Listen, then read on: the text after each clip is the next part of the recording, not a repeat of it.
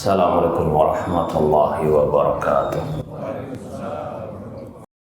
Innal hamdalillah nahmaduhu wa nasta'inuhu wa nastaghfiruh wa na'udzu billahi min syururi anfusina wa min sayyiati a'malina. Man yahdihillahu fala mudhillalah wa man yudlil fala hadiyalah. Ashhadu an la ilaha illallah wahdahu la syarikalah wa ashhadu anna Muhammadan abduhu wa rasuluh.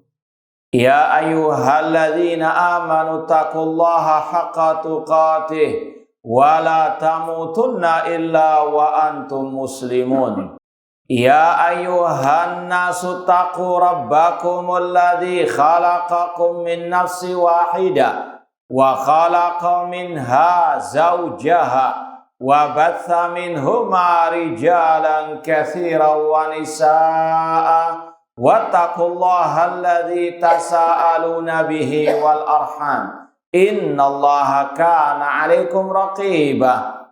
Ya ayyuhalladzina amanu taqullaha wa qulu qawlan sadida yuslih lakum a'malakum wa yaghfir lakum dhunubakum wa may yuti'illaha wa rasulahu faqad faza fawzan 'azima. Amma ba'd, fa inna asaqal hadithi kitabullah wa khairal hadi hadi Muhammadin sallallahu alaihi wasallam wa syarrul umuri muhdatsatuha wa kullu muhdatsatin bid'ah wa kullu bid'atin dhalalah wa kullu dhalalatin finnar. Ma'asal muslimin, ikhwani fillah wa akhwati, bapak-bapak, ibu-ibu, saudara-saudara rahimani wa rahmakumullah. Alhamdulillah, segala puji bagi Allah Subhanahu wa taala yang dengan nikmatnya, hidayah serta pertolongannya kita masih dipertemukan oleh Allah Subhanahu wa taala di dalam tempat yang mulia ini, di dalam salah satu rumah Allah, di dalam salah satu masjid Allah Subhanahu wa taala. Semoga Allah Subhanahu wa taala senantiasa menambahkan kepada kita ilmu yang bermanfaat dan al-amal as-saleh. Ma'asal muslimin, ikhwani fillah wa akhwati, bapak-bapak, ibu-ibu, saudara-saudari rahimani wa rahimakumullah. Dahulu para sahabat Rasulullah SAW sering berkata, ta'alau nu'min sa'atan. Kemarilah kita duduk sejenak untuk memperbaharui keimanan. Dan di antara cara memperbaharui keimanan yaitu dengan mentadabburi kalamullah Al-Qur'anu Al-Karim. Allah berfirman, afala yatadabbaruna Al-Qur'an? Tidakkah mereka mau mentadabburi Al-Qur'an? Am ala qulubin akfaluha? Ataukah dalam hati mereka sudah ada kuncian? Dan Rasul bersabda, khairukum man ta'allamal Qur'ana wa 'allamah. Sebaik-baik kalian yang belajar Al-Qur'an dan yang mengajarkan Al-Qur'an. Semoga Allah Subhanahu wa taala mengangkat derajat kita, derajat kaum muslimin dengan Al-Qur'anul Karim. Ma'asal muslimin, ikhwani fillah wa akhwati, bapak-bapak, ibu-ibu, saudara-saudari rahimani wa rahimakumullah. Seperti yang telah diumumkan tadi, insyaallah kajian kita berkaitan dengan menyelami surat terpendek di dalam Al-Quran. Insyaallah semuanya tahu apa yang dimaksud dengan surat terpendek tersebut. Surat apa? Al-Kautsar, ya, yang hanya terdiri dari 3 ayat. Ma'asal muslimin, ikhwani fillah wa akhwati rahimani wa rahimakumullah. Syekhul Islam Ibnu Taimiyah rahimahullah pernah berkata tentang surat Al-Kautsar. Beliau mengatakan suratul Kautsar ma ajallaha min suratin wa aghzara fawaidaha ala ikhtisariha. Kata beliau, surat Al-Kautsar, alangkah agungnya, alangkah mulianya surat Al-Kautsar, dan alangkah banyak faedah pelajaran di dalamnya meskipun sangat pendek, singkat, ya, surat tersebut.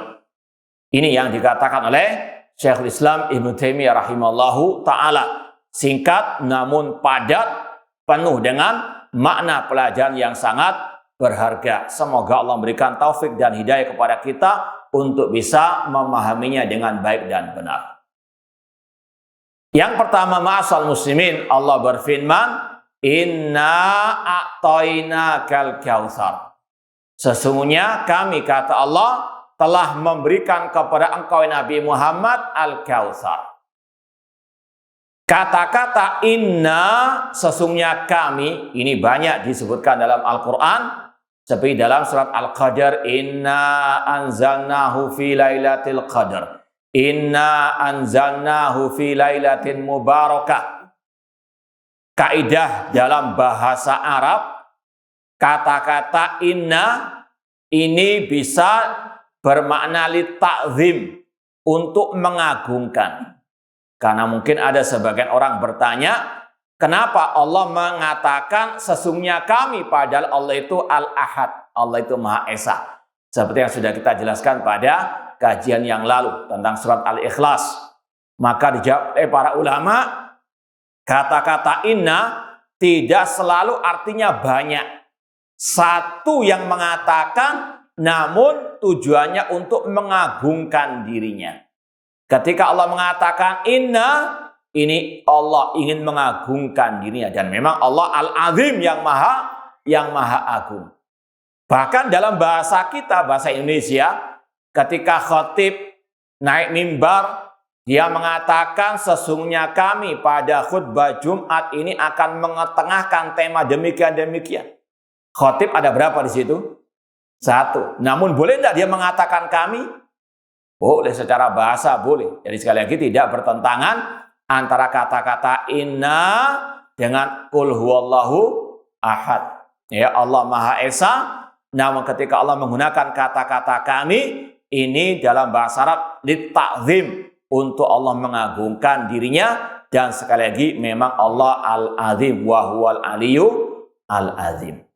A'tainaka, sesungguhnya kami, kata Allah, telah memberikan kepada engkau Nabi Muhammad Al-Kautsar.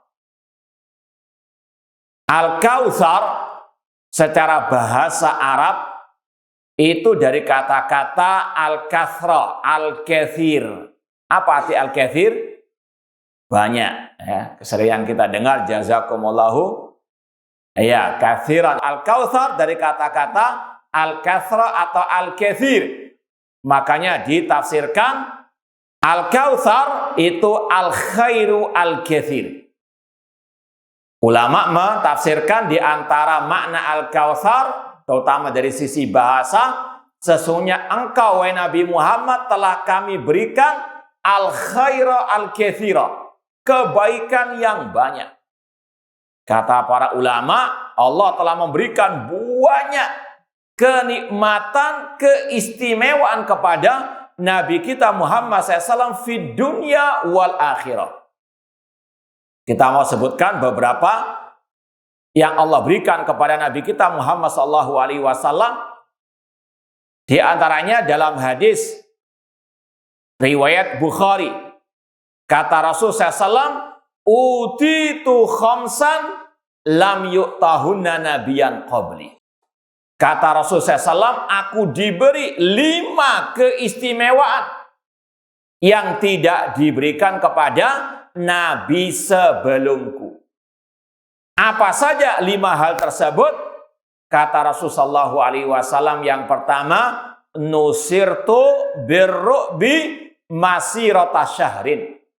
Aku diberikan pertolongan oleh Allah sebulan lamanya, dengan Allah menurunkan ketakutan kepada musuh-musuhku. Sebelum Rasul berjalan sebulan ke tempat musuh, musuh sudah kalah sebelum berperang. Ini keistimewaan Nabi kita Muhammad SAW. Semoga Allah menolong saudara kita di mana saja mereka berada, dan semoga Allah menolong kaum muslimin di Palestina dan menghancurkan al-Yahud al-mujrimin. Ma'asal muslimin ikhwani fillah wa akhwati rahimani wa rahimakumullah. Yang kedua, kata Rasul SAW, ju'ilat liyal ardu masjidan wa tahura. Fa ayyuma rajul adrakathu min ummati shalah fal yusalli. Kata Rasul SAW, dijadikan untukku bumi ini tempat untuk sujud dan tempat yang suci. Maka dimanapun seseorang dari umatku mendapati waktu sholat, boleh dia sholat di tempatnya tersebut. Ini keistimewaan Nabi kita Muhammad SAW, bumi semuanya tempat yang suci. Kecuali kata Rasul, illa al-makbara wal hammam. Kecuali kuburan dan toilet atau kamar mandi. Itu yang tidak boleh jadikan tempat sholat dan tidak suci. Masal muslimin ikhwani fillah wa akhwati rahimani wa rahimakumullah. Kemudian yang ketiga, Rasul mengatakan wa utitu asyafa'ata. Aku diberikan asyafa'ah, yaitu syafaatul udzama. Insyaallah akan kita sampaikan nanti perinciannya setelah ini. Yang keempat, kata Rasulullah SAW, wa uhilla liya al-maghanim. Dihalalkan bagiku harta rampasan perang. Dan yang kelima, kanan nabiyyu bu'itsa ila qaumi khasatan wa bu'istu ila nasi jami'an. Dahulu para nabi diutus kepada kaumnya masing-masing. Sedangkan aku, kata Rasul, diutus kepada semua manusia. Ini kata Rasul, 5 keistimewaan, 5 hal yang diberikan kepada Nabi kita Muhammad sallallahu alaihi wasallam. Yang pertama tadi apa? Biar nggak ngantuk. Ditolong, diberi kemenangan oleh Allah dengan Allah menurunkan ketakutan kepada para musuh-musuhnya. Maka dari sini kata para ulama, kalau kaum muslimin mau menang, mau ditolong oleh Allah, ikuti ajaran Nabi Muhammad sallallahu alaihi wasallam. Rasul pernah bersabda, "Idza tabayatum bil ina wa akhadtum adnabal bakar wa raditum bizara wa taraktumul jihad sallallahu alaikum dullan la yanzi'u hatta tarju ila dinikum." Rawahu Abu Dawud. Kata Rasul SAW, apabila umatku telah berjual beli dengan cara al-ina, sejenis riba, mereka tamak dengan pertanian peternakan, tamak kepada dunia, dan meninggalkan jihad di jalan Allah, Allah akan turunkan kehinaan atas mereka dan tidak akan Allah cabut sampai mereka kembali kepada agama mereka, yaitu agama Islam, agama yang dibawa oleh Nabi kita Muhammad sallallahu alaihi wasallam. Ini syarat kemenangan, in tansurullaha yansurkum. Jika kalian menolong agama Allah, Allah akan menolong kalian. Jika kita betul-betul mengikuti agama Islam yang dibawa, yang diajarkan oleh Nabi SAW, Allah janjikan kemenangan. Yang kedua tadi, Rasul mengatakan dijadikan bumi ini sebagai tempat untuk sujud dan tempat yang suci. Misalnya, seorang itu terutama jemaah haji kan di Arafah, semoga Allah memberikan keselamatan kepada mereka dan semoga Allah memberikan kepada mereka haji yang mabrur. Terutama mungkin di kayak Arafah, kemudian di Mina, masjidnya cuma satu, Ngamirah dan Masjid Khaif. Terkadang susah untuk masuk ke sana atau mungkin terlalu jauh, maka boleh sholat di tenda mereka, bahkan mungkin di tengah gurun pasir tanpa sajadah pun tidak ada masalah. Karena apa? Rasul mengatakan secara asal bumi itu entah di gurun pasir, di hutan, secara asal tanah ini hukumnya apa? Suci. Lu kan kotor Ustaz, kotor gak mesti apa? Najis. Ya. Kecuali kalau jelas-jelas ada najis di situ. Ya, entah kotoran manusia atau yang lainnya. Ini sekali lagi beda lagi hukumnya. Namun secara asal bumi ini suci dan boleh untuk tempat apa? Sholat. Nah, kemudian kata Rasul yang ketiga, aku diberikan asy-syafa'ah. Syafaat itu banyak macamnya. Dan syafaat itu wajib kita yakini semuanya milik Allah. qul lillahi syafa'atu jami'ah. Dalam surat Az-Zumar Allah mengatakan, katakan wahai Nabi Muhammad, syafaat semua itu milik Allah. Maka kalau kita minta syafaat, minta kepada Allah Subhanahu wa taala. Kemudian syafaat tidak akan Allah berikan kecuali dengan dua syaratnya. Izin dari Allah, ridho dari Allah. Man dzalladzi yashfa'u indahu illa bi'idznih. Siapakah yang memberikan syafaat di sisi Allah kecuali dengan seizin dari Allah. Wa kam min malakin fis samawati la tughni syafaatum syai'a illa min ba'di ayat dan Allah liman yasha'u wa yarda. Berapa banyak malaikat di langit tidak bermanfaat syafaat mereka kecuali yang diizinkan oleh Allah dan diridhoi oleh Allah. Dan Allah tidak ridho kecuali bagi orang yang beriman, yang bertauhid, yang mengesahkan Allah dalam ibadah. Kemudian Allah memberikan hak memberikan syafaat kepada sebagian hamba-hambanya. Rasul mengatakan, syafaatil malaikatu wan nabiyun wal mu'minun. Para malaikat, para nabi, orang beriman, mereka memberikan syafaat dengan seizin dari Allah Subhanahu wa taala. Di antaranya Nabi kita Muhammad SAW. Beliau memberikan syafaat kepada umatnya dengan seizin dari Allah Subhanahu wa taala. Di antaranya asy-syafaatul udzma ini. Apa itu syafaatul udzma? Yaitu syafaat di padang mahsyar. Kejadiannya ketika manusia dibangkitkan oleh Allah, dikumpulkan oleh Allah di padang mahsyar dalam keadaan telanjang bulat, yuhsyarun nasu hufatan uratan ghurlan. Dalam keadaan telanjang bulat, tidak beralas kaki, tidak dikhitan, matahari 1 mil atau 2 mil di atas kepala mereka. Tidak ada naungan pada waktu itu kecuali yang diberikan naungan oleh Allah Subhanahu wa taala. Semoga kita termasuk yang diberikan naungan oleh Allah Subhanahu wa taala. Kemudian manusia dalam keadaan gundah gulana, sebagian mereka tenggelam dengan keringat mereka, semua sesuai dengan amal perbuatan mereka. Maka manusia datang kepada para anbiya, datang kepada Nabi Adam, minta tolong agar Nabi Adam memohon kepada Allah disegerakan keputusan mereka. Nabi Adam tidak sanggup. Nabi Adam mengatakan, itu Nuhan. Datangilah Nabi Nuh, awal Rasul yang pertama. Nabi Nuh juga tidak bisa menolong mereka. Mereka datang kepada Nabi Ibrahim, Nabi Musa, Nabi Isa. Semuanya tidak sanggup membantu. Kemudian mereka datang kepada Nabi kita Muhammad SAW. Nabi Muhammad pun mendatangi Allah Subhanahu wa taala, sujud di hadapan Allah. Kemudian Allah mengatakan, irfa ra'sak wasal tu'ta wasfatu syafa'. Angkatlah kepalamu, mintalah engkau akan diberi, mohonlah syafaat, engkau akan diberikan syafaat.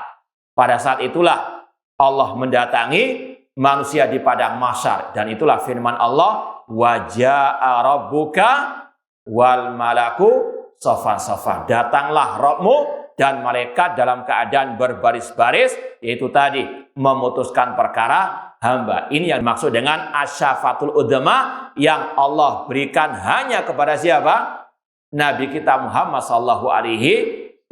Syafaat yang paling agung, yang paling besar, karena mencakup semua manusia di padang mahsyar, dan para anbiya tidak sanggup memberikannya kecuali Nabi kita Muhammad SAW.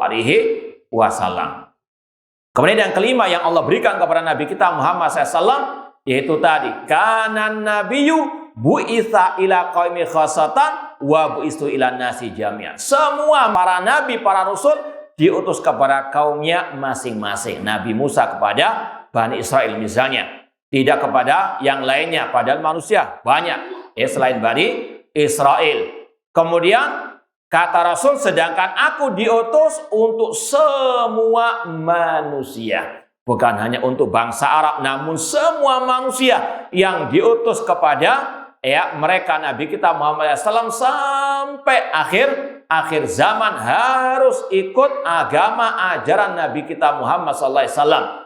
Allah berfirman, Qul ya ayyuhan nasu inni rasulullah ilaikum jami'an. Katakan wahai Nabi Muhammad, wahai manusia, aku adalah utusan Allah kepada kalian semuanya. Dan dalam Sahih Muslim, Rasul mengatakan, walladzi nafsi biyadihi la yasma'u bi ahadun min hadil ummah yahudiyan aw nasraniyan tsumma yamutu wa lam yu'min billadzi ursiltu bi illa kana min ashabin nar. Demi Allah yang jiwaku ada di tangannya, tidaklah ada seorang dari umatku, baik Yahudi atau Nasrani, yang mendengar tentang diriku, kemudian dia mati dan tidak beriman dengan apa yang aku ajarkan, kecuali dia termasuk penghuni api neraka. Maka semua manusia setelah diutusnya Nabi Muhammad wajib mengikuti ajaran Nabi Muhammad SAW. Bahkan para ulama ketika menulis pembatal keislaman, di antara salah satu pembatal keislaman, kalau ada yang mengaku boleh keluar dari syariat Nabi Muhammad SAW.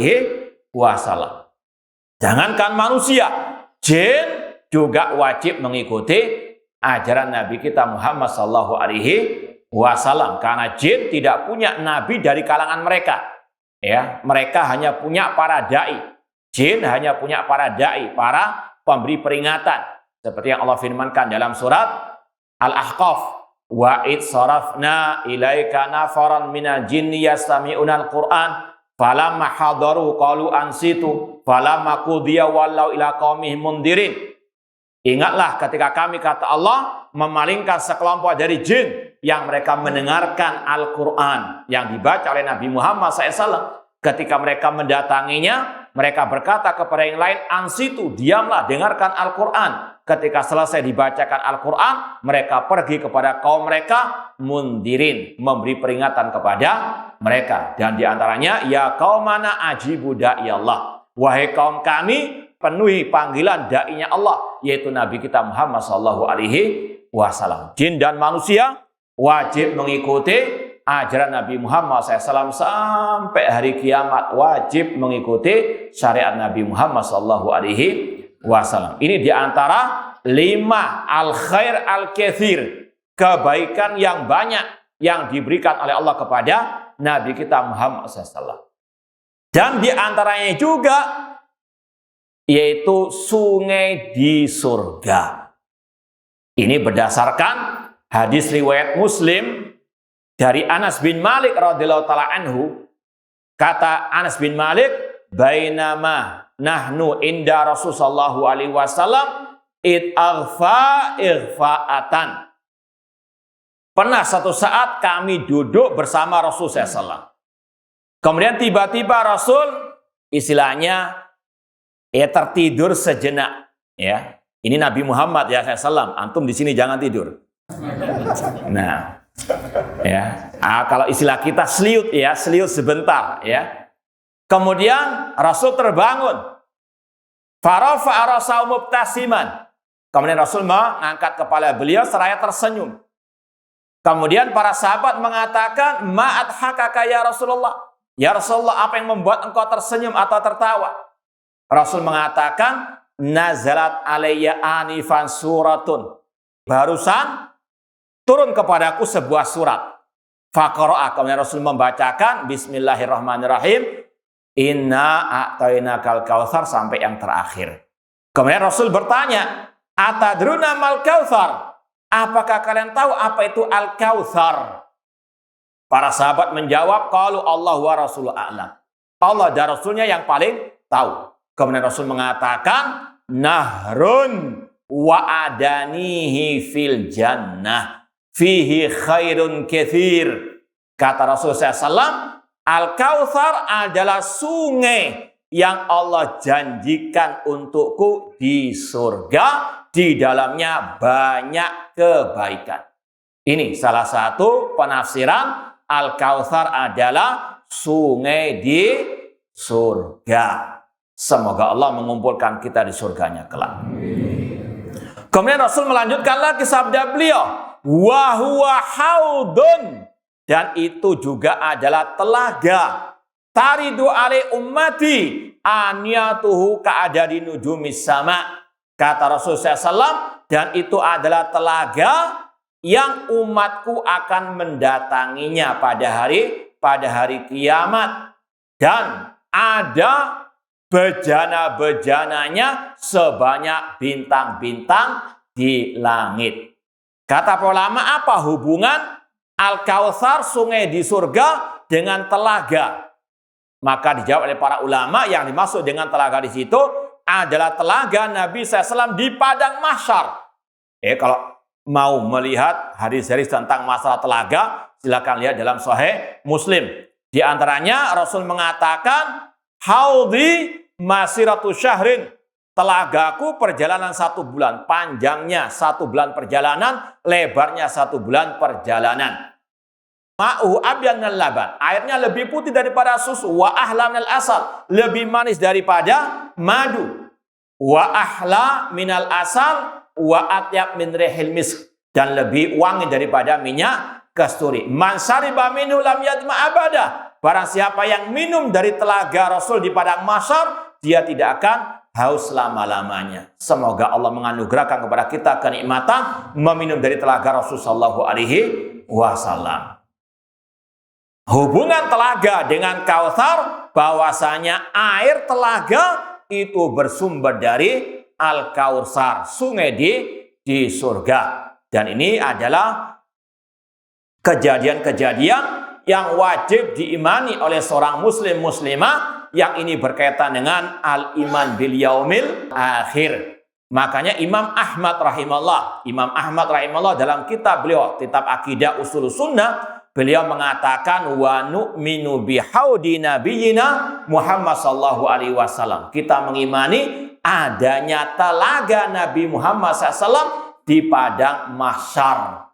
Namun kata Rasul dalam lanjutan hadis tadi, ada sebagian umat beliau yang diusir dari telaga tersebut. Kemudian Rasul mengatakan, ummati ya Allah, mereka adalah umatku. Kemudian dikatakan, innaka la tadri ma ahdatsu ba'dak. Engkau Nabi Muhammad tidak tahu apa yang mereka ada-adakan sepeninggalmu. Makanya para ulama, di antaranya Syekh Muhammad bin Shalih Al-Utsaimin rahimahullah berkata dalam tafsir ayat ini, man kana waridan ala sunnati fid dunya sayakunu waridan haudhahu yaumal qiyamah. Barang siapa yang mendatangi sunnah Rasul di dunia, maka dia akan bisa mendatangi telaga Rasul di hari kiamat. Artinya, barang siapa yang mau berpegang teguh dengan sunnah Rasul, ajaran Rasul di dunia, maka insya Allah dia akan bisa meminum dari telaga Rasul di padang mahsyar. Namun sebaliknya, yang menyimpang dari ajaran Nabi Muhammad SAW, dia tidak akan bisa meminum dari telaga Nabi Sallallahu Alaihi Wasallam. Na'udzubillahi min dzalik. Intinya, Rasul SAW diberikan banyak kebaikan fid dunya wal akhirah. Di antaranya sungai di surga. Maka dari sini kita wajib meyakini Nabi Muhammad telah dijamin masuk surga, meskipun semua itu dengan rahmat dari Allah Subhanahu wa ta'ala. Kemudian yang kedua, Allah berfirman, fasalli li rabbika wanhar. Salatlah untuk Rabbmu dan menyembelihlah untuk Rabbmu. Setelah Allah menyebutkan kenikmatan-kenikmatan yang banyak Allah berikan kepada Nabi kita Muhammad SAW, Allah perintahkan beliau untuk bersyukur.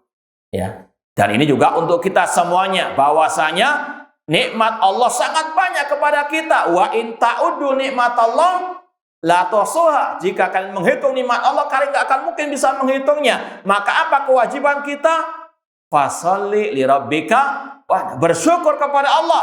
Di antaranya dengan melaksanakan ibadah untuk Allah, ikhlas karena Allah Subhanahu wa ta'ala. Dan di antara ibadah yang mulia, ibadah salat dan menyembelih hewan kurban.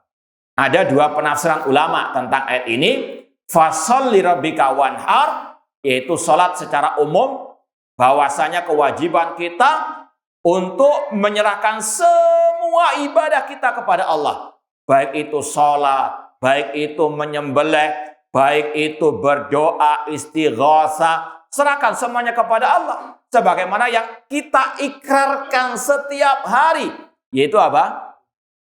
Iyyaka na'budu wa iyyaka nasta'in. Setiap hari pasti kita membaca apa? Betul enggak? Ada yang enggak baca? Enggak sah salatnya. Iyyaka na'budu wa iyyaka nasta'in. Hanya kepada Engkau lah ya Allah kami beribadah. Ibadah luas diantaranya apa? Menyembelih hewan korban. Harus ditujukan hanya kepada Allah. Dan harus menyebut nama Allah. Tidak boleh mempersembahkan sesembelihan. Entah itu sapi, kerbau, ayam. Ya, ini di luar Idul Adha ya. Ini secara umum. Salat secara umum, sembelih secara umum. Tidak boleh ditujukan kepada selain Allah. Baik kepada malaikat, baik kepada nabi, baik kepada jin penunggu rumah, tanah kosong, ataupun pegunungan, lautan dan sebagainya. Rasul SAW mengancam dengan ancaman yang berat dalam Sahih Muslim. Rasul mengatakan, la'anallah man dhabaha li ghairillah. Allah melaknat orang yang menyembelih bukan karena Allah. Ya, karena takut nanti kalau bangun rumah nggak menyembelih ayam hitam kelang, ya, nanti akan kualat dengan penunggu apa? Jin. Padahal dia yang punya sertifikat apa? Jin apa dia? Ngapain takut? Ya, ini sekali lagi kata Rasul, la'anallah man dhabaha li ghairillah. Allah melaknat orang yang menyembelih bukan karena Allah Subhanahu wa taala. Maka semua ibadah serahkan kepada Allah. Doa kata Rasul, ad-du'a wal ibadah. Doa adalah ibadah, serahkan kepada Allah. Ud'uni astajib lakum. Berdoalah kepadaku, aku akan kabulkan. Wala tad'u min dunillah ma la yanfa'uka wa la yadhurruka.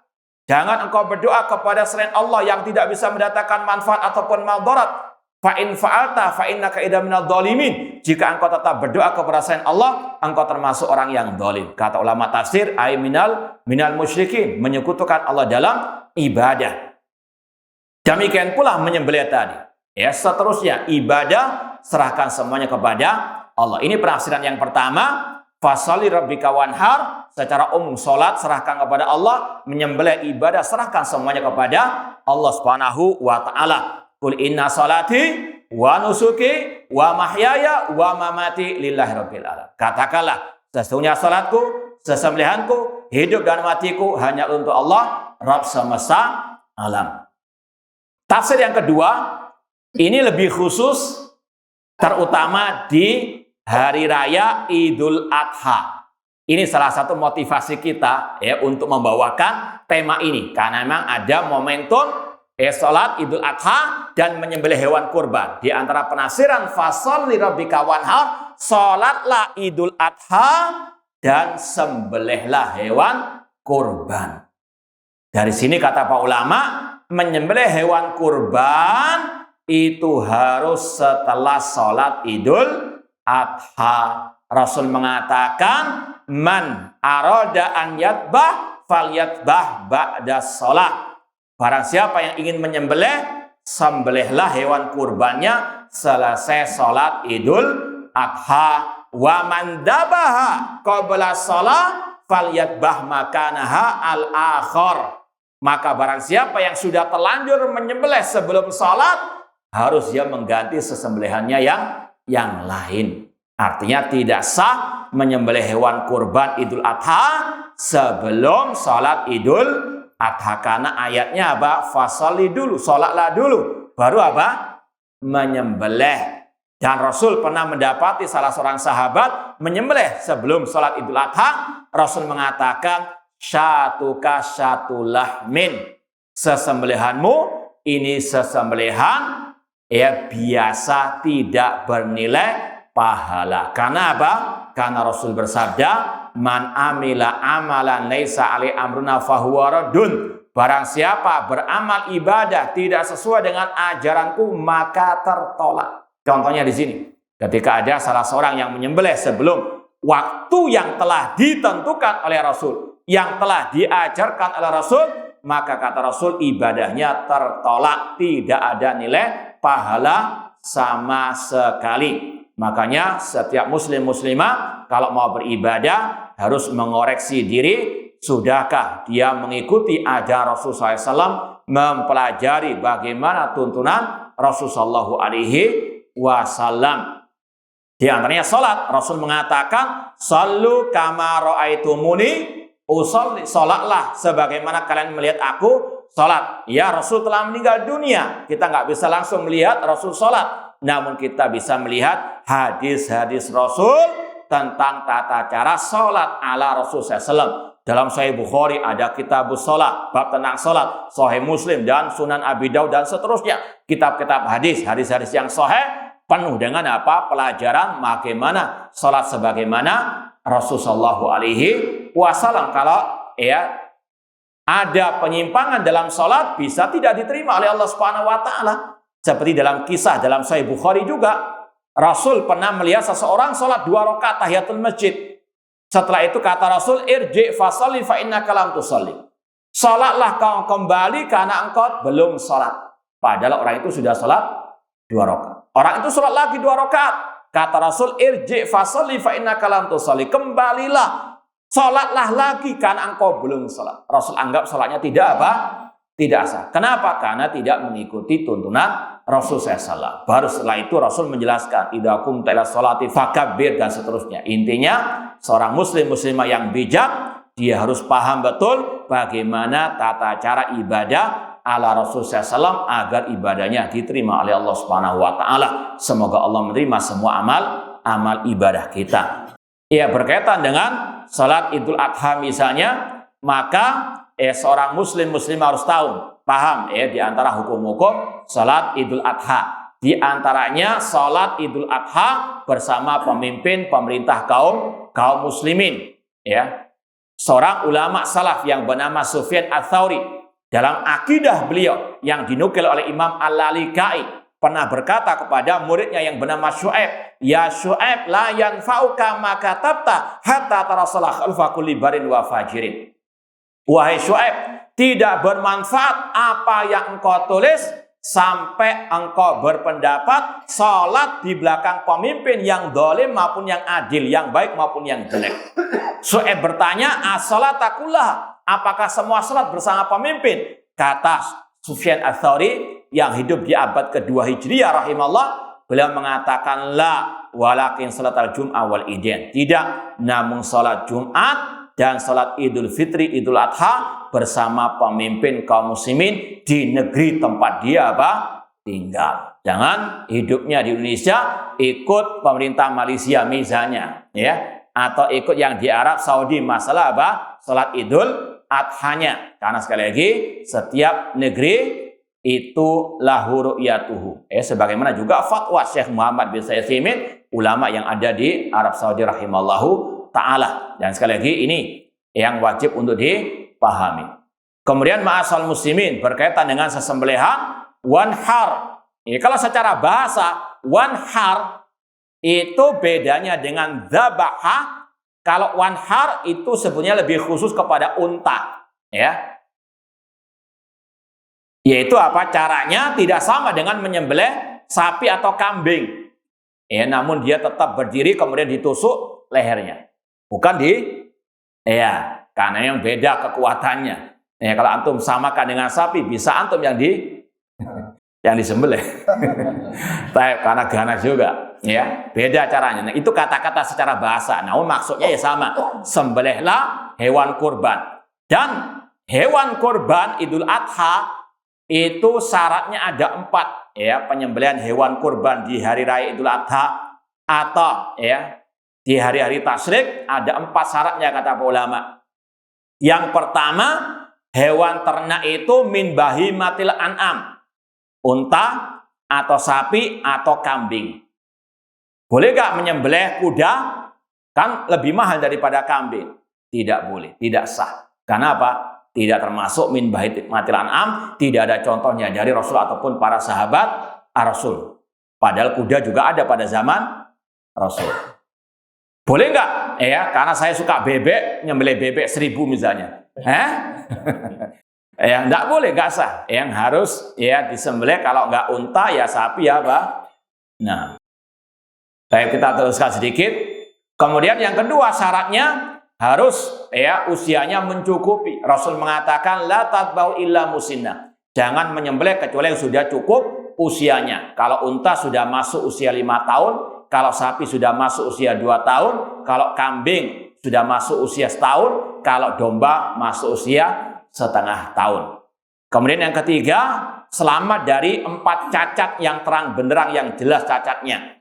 Kata Rasul, arba'atun la tajuzu fil adhahi. Ada 4 cacat kriteria yang tidak boleh dijadikan hewan sesembelihan kurban di hari raya Idul Adha. Yang pertama, al-aura al-bayin awaruha, yang cacat matanya, yang jelas cacatnya. Kalau sikit-sikit masih dimaklum toleransi. Namun yang kata Rasul al-bayin awaruha, yang cacat betul matanya.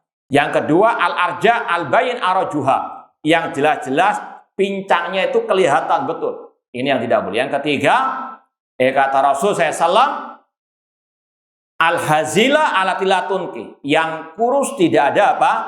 Dagingnya. Yang keempat, al-maridah al-bayin maraduha, yang sakit dan jelas-jelas apa? Sakitnya. Ya, kemudian yang keempat syaratnya pas waktunya, yaitu tadi setelah salat Idul Adha sampai selesainya hari tasyrik. Tidak boleh sebelum salat Idul Adha, tidak pula boleh setelah hari at-tasyrik. Baik, kita tutup dengan ayat yang ketiga, yaitu firman Allah, inna syani'aka huwal abtar. Sesungguhnya yang membencimu wahai Nabi Muhammad, dialah yang terputus dari rahmat Allah.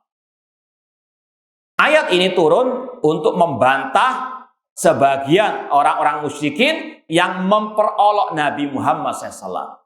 Di antaranya Al-As bin Wa'il yang mengatakan Nabi Muhammad itu terputus karena tidak punya anak laki-laki. Anak laki-lakinya meninggal dunia. Ini ketika meninggal dunia putra Rasul yang bernama Al-Qasim. Maka mereka memperolok Rasul Muhammad abtar. Muhammad itu terputus karena nggak punya keturunan anak laki-laki. Maka Allah turunkan ayat inna syani'aka huwal abtar.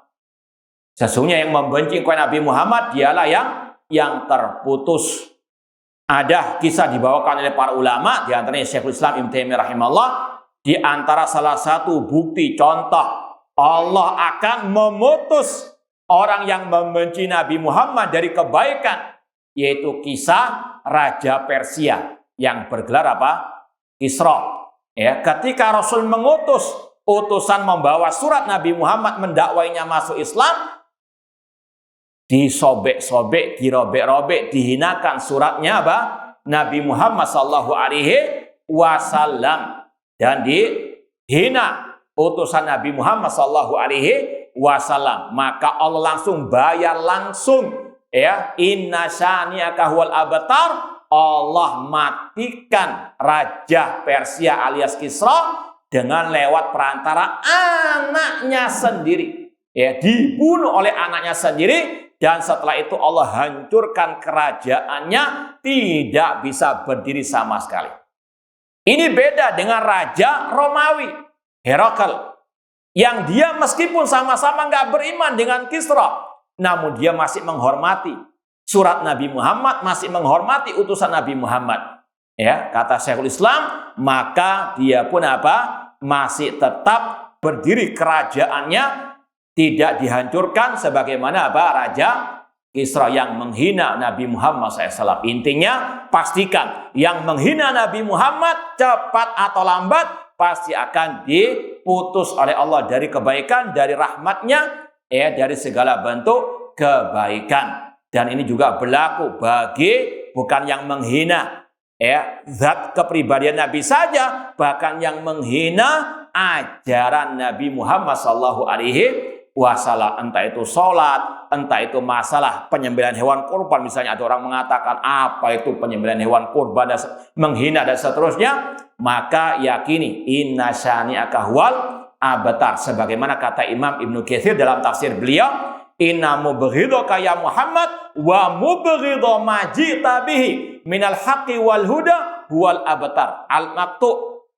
Kata Imam Ibnu Katsir dalam tafsirnya, sesungguhnya yang membenci Nabi Muhammad dan yang membenci ajaranmu, sunnahmu dari kebenaran dan petunjuk, dia terputus dari rahmat Allah, terputus dari kebaikan. Dan lebih dari itu, kata para ulama, yang membenci, cukup membenci dalam hati saja. Dia sholat, dia menyembelih hewan kurban, namun hatinya benci. Maka batal keislamannya, batal ibadahnya. Dalilnya mana? Dzalika bi annahum karihu ma anzalallah fa ahbata a'malahum. Yang demikian itu sesungguhnya mereka benci dengan apa yang diajarkan oleh Allah dan Rasulnya, maka fa ahbata a'malahum. Allah gugurkan semua amal ibadah mereka. Ini kalau ada apa? Kebencian. Namun beda kata Syekh Muhammad bin Utsaimin dalam tafsir beliau, beda antara benci dengan ada rasa apa? Kayak berat, ya. Misalnya mau sholat subuh, angop ciandas. Cuma hatinya apa? Kepingin. Nggak ada kebencian. Dia suka cuma apa? Yaitu karena ngantuk, karena hawa nafsu. Ini beda dengan apa? Membenci. Ya. Sekali lagi, jangan antum langsung salah sasaran, salah tembak. Ini kamu benci, padahal dia cuma apa?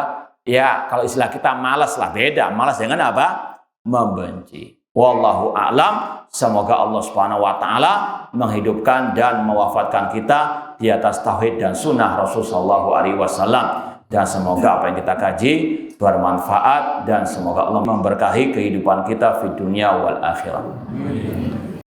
Cukup atau soal jawab? Nggak ada yang tanya kan? Ada. Iya, ya, silakan Pak.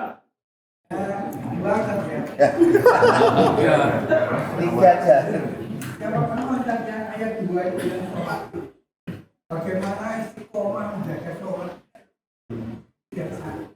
Yang kedua, umat manusia yang ada di setelah itu kan menjadi umatnya manusia. Orang-orang Yahudi sekarang menjadi umatnya.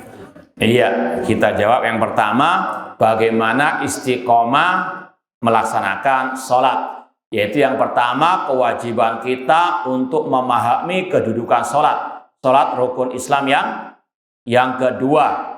Ya, bahwasanya sholat ibadah yang paling mulia karena tidak ada syariat Islam yang Allah wajibkan di atas langit kecuali masalah apa? Sholat. Semua syariat Islam diturunkan di bumi, namun sholat di atas langit. Maka ini akan motivasi kita untuk betul-betul memperhatikan masalah sholat. Kemudian juga kata Rasul, awwalu ma yuhasabu bil abdu yaumil qiyamah as-sholat. Yang pertama akan dihisab oleh Allah pada hari kiamat masalah apa? Sholat. Ya. Dan juga kita ingat ancaman Rasul, ya. Al-ahdul ladzi bainana wa bainahum as-shalah, faman tarakaha faqad kafar. Kata Rasul, perbedaan antara kita dengan orang kafir masalah salat. Barang siapa meninggalkan salat maka dia kafir.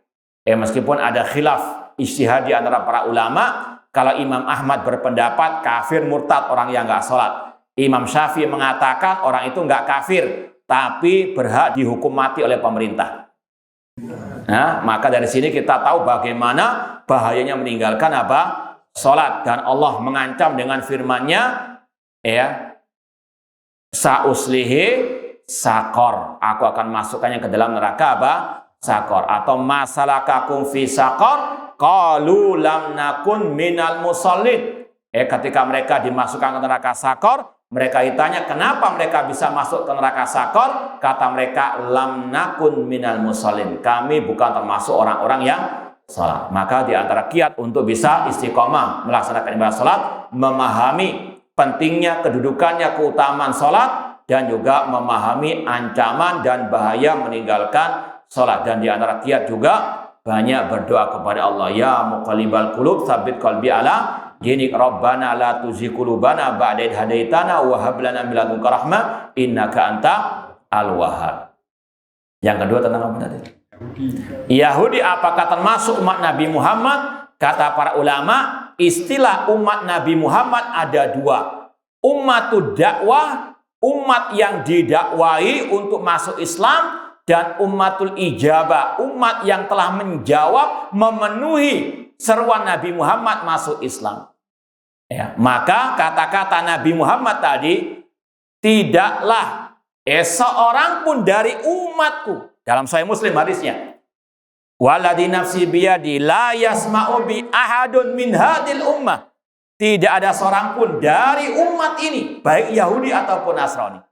Maka dikatakan para ulama, ini maksudnya ummatud dakwah, Orang Yahudi, Nasara itu umat dakwah Nabi Muhammad, sasaran dakwanya Nabi Muhammad. Makanya orang Yahudi, Nasara wajib mengikuti ajaran Nabi, wajib masuk agama Islam. Tidak ada kata-kata semuanya baik, tidak ada. Ya, semua manusia wajib mengikuti ajaran Nabi Muhammad SAW. Itu yang disebut dengan ummatud dakwah. Umat dakwah, umat sasaran dakwah Nabi untuk mereka masuk agama Islam. Sedangkan umat Islam sekarang namanya ummatul ijabah, umat yang sudah mengijabahi, memenuhi panggilan Nabi masuk ke Islam. Wallahu ta'ala alam. Cukup atau masih ada lagi? Silakan. Yang pertanyaan yang pertama itu, bila kami belum sempat berdebat, apakah kami juga bisa tinggal di pelaganya? Ya, wajib kita yakini sebuah kaidah dalam agama kita, semua ibadah terikat dengan firman Allah, la yukallifullahu nafsan illa wus'aha. Tidaklah Allah membebani suatu jiwa kecuali dengan kemampuannya. Kalau memang nggak mampu, gugur kewajiban. Apalagi menyembelih hewan kurban di hari raya Idul Adha. Itu secara hukum fikih yang rojeh, yang lebih kuat, tidak wajib, hukumnya sunnah muakkad. Dalilnya apa? Ucapan atau perbuatan Abu Bakar As-Siddiq dan Umar bin Khattab yang mereka pernah terang-terangan pada suatu tahun tidak menyembelih hewan kurban, dan mereka mengatakan agar umat Islam tahu ini tidak diwajibkan. Dan Rasul mengatakan, alaikum bisunnati wa sunnatil khulafa rasyidin. Peganglah sunnahku dan sunnah para khulafa rasyidin. Ini yang sunnah muakkadah. Ya. Kalau yang wajib saja, kalau nggak mampu gugur kewajiban, apalagi yang sunnah. Haji misalnya, rukun Islam. Tapi kalau nggak mampu, ya sudah. Jangan nyari jalan apa? Pintas. Jangan yang ilegal, nanti diusir. Ya. Nggak jadi haji, malah apa? Nah, wallahu a'lam. Cukup atau gimana? Cukup. Ya, wallahu a'lam. Kurang lebihnya mohon maaf. Wa jazakumul khairan perhatiannya. Aqul qouli hadza wa akhiru da'wana anil hamdulillahirabbil alamin. Wassalamualaikum warahmatullahi wabarakatuh.